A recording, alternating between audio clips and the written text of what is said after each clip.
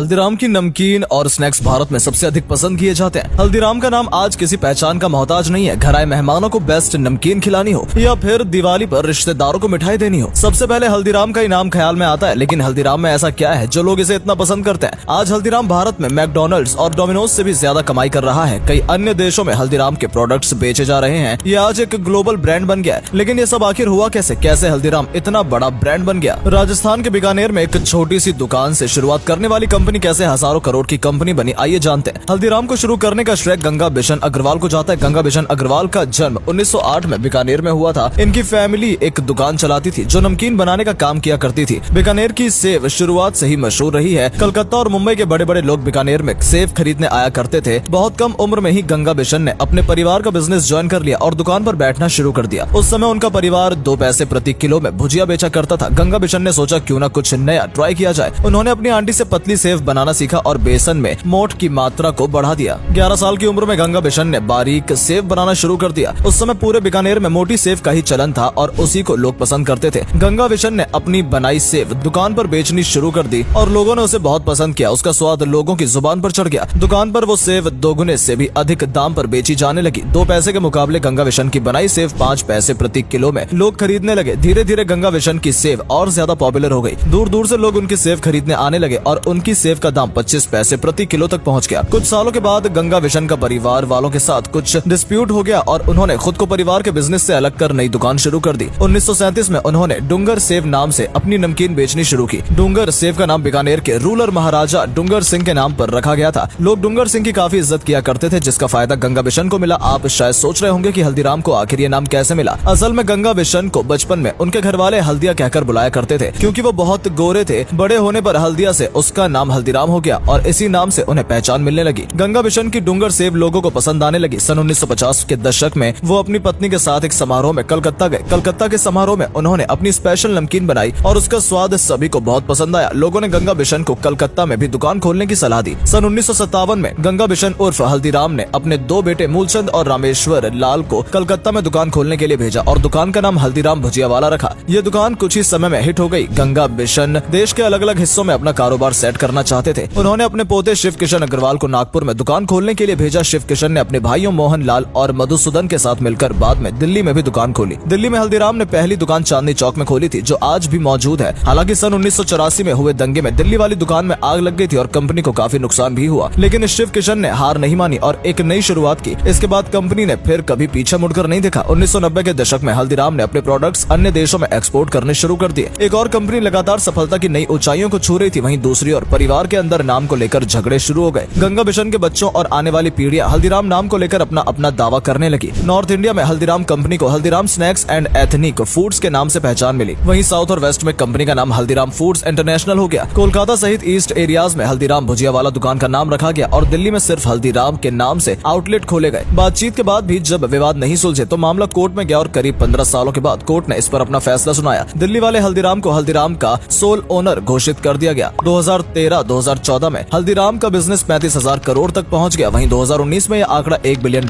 को क्रॉस कर गया है। हल्दीराम अपनी नमकीन को कलरफुल पैकिंग में बेचती है। मार्केट में हल्दीराम की नमकीन 5 रुपए के पैकेट से लेकर 1 किलो तक के पैकेट में उपलब्ध है। कंपनी हाइजीन का खास तौर पर ध्यान रखती है। दिवाली पर हल्दीराम स्पेशल गिफ्ट पैक्स निकालती है। हल्दीराम की सोन पापड़ी पर चाहे कितने ही जोक्स बना लिए जाए, लेकिन उसकी सोन पापड़ी का स्वाद लाजवाब होता है। हल्दीराम आज सैकड़ों तरह के प्रोडक्ट्स बेचती है। भारत के अलावा विदेशों में भी हल्दीराम को खूब पसंद किया जाता है। हल्दीराम कंपनी का एक और उसूल रहा है कि वो कभी नॉनवेज में डील नहीं करेगी और ये भी एक कारण है कि लोग हल्दीराम के प्रोडक्ट्स पर आंख बंद करके भरोसा कर लेते हैं। उम्मीद करते हैं कि आपको हमारी आज की वीडियो पसंद आई होगी। अगर हाँ तो इसे अधिक से अधिक लाइक करें और शेयर करें। आज के लिए इतना ही। आपसे फिर मिलेंगे एक नई वीडियो के साथ। धन्यवाद।